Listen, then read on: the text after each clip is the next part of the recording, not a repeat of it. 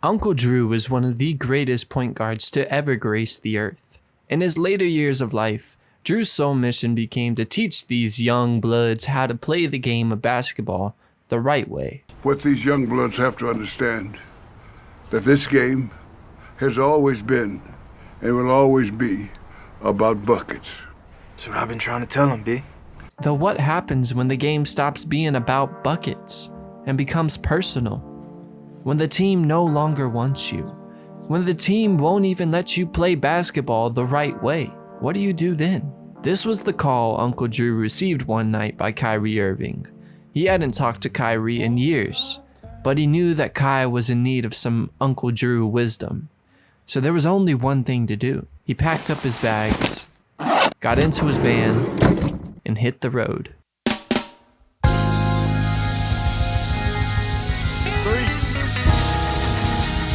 4, 6, 2. All the greats had mentors. Michael Jordan with Dean Smith, Karate Kid with Mr. Miyagi. Kyrie had Uncle Drew, and from the very start, he instilled a sense of wisdom and sportsmanship into Kyrie, along with helping him learn the signature animations and finishers we see now.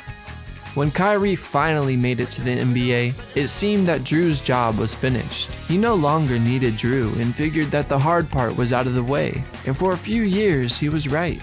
Kyrie and the Cavaliers were the talk of the town, making it to 3 NBA finals and winning one of them. Even though Kyrie was on top of the basketball world, he felt like he was living in LeBron's shadow. Kai felt so used to being the best player on the team for so long, it was hard to see people weren't giving him the credit he deserved. So he jumped ship to the Celtics. Kyrie wanted to be the clear number 1 option on a team, and the Celtics were promising him just that. Though as the seasons went on, and Kyrie's injuries became more and more of a problem, the city of Boston was eager to express their disappointment with Kyrie, so it wasn't long until the team gave up.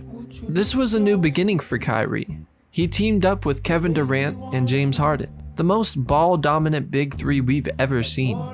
Now, not only did he have to share the spotlight again, but it was with 2 different players now. Though it seemed that Kai was okay with this, no longer wanting to be directly in the spotlight. It seemed that this move would rejuvenate his career for many seasons. Oh, the Nets won't let him play at home. Damn, he's injured again? And now he's anti-Semitic? A lot went down in Brooklyn for Kyrie.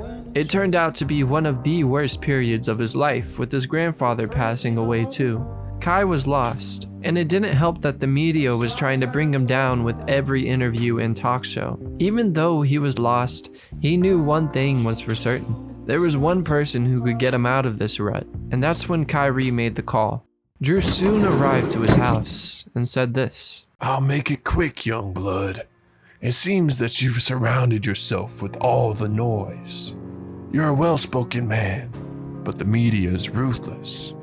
And the more talking you do that isn't about basketball, the easier it is for them to attain the one thing they want: money. Remember, young blood, money is the driving force behind the media, and the only way to beat them is with buckets." What do you mean, Uncle Drew? Remember what I taught you back in '96, young blood? This game should always only be about buckets. And if you do just that, the noise will leave and find another player to harass.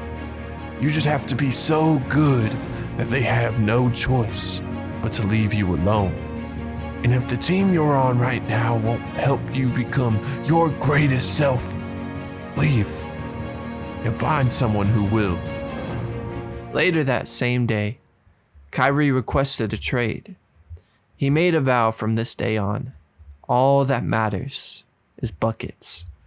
I believe that the Dallas Mavericks are the worst place on earth for Kyrie Irving to go.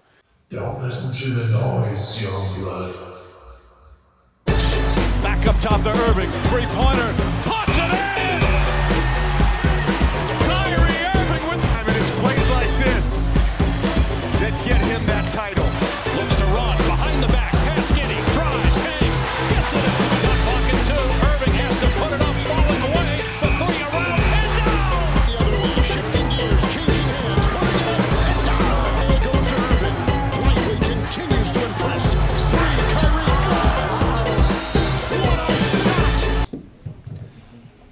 Kyrie, you've mentioned many times during this postseason, you've been waiting 7 years to get back to the stage.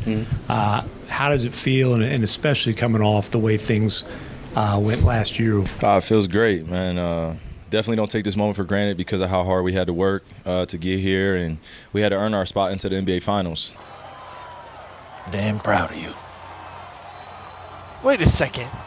They're the same person!